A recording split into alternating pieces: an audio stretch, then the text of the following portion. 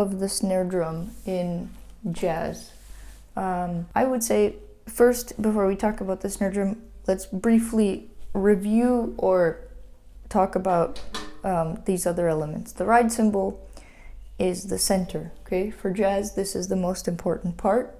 This is where you're gonna keep time and where you are going to connect with the bass player, okay? Here. This is the main thing. Ideally, you can play in a jazz band with only this, you know, and make it swing. The hi-hat plays 2 and 4 in a classic swing situation, 2 and 4, right? With the foot. And the bass drum feathers, all quarter notes. Boom, boom, boom, boom, boom, boom. Okay? Now, the snare drum, this one is a bit tricky because the snare drum is supposed to like accompany the melody, to support the melody a little bit, or to fill in the rests, to like add punctuation essentially. If there's a melody, right, you add punctuation with the snare drum.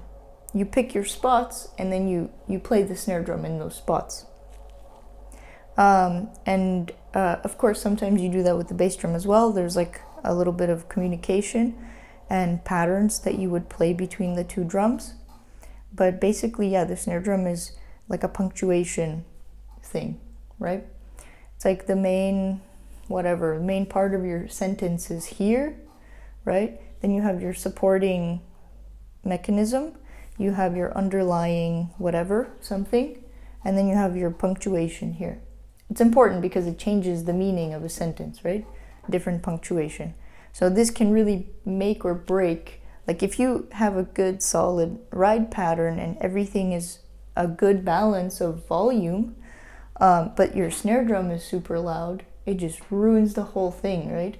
It's like screaming with joy, like I don't know, something sad. It like makes no sense. So the snare drum is like a punctuation piece, and you have to be very careful about how to play it.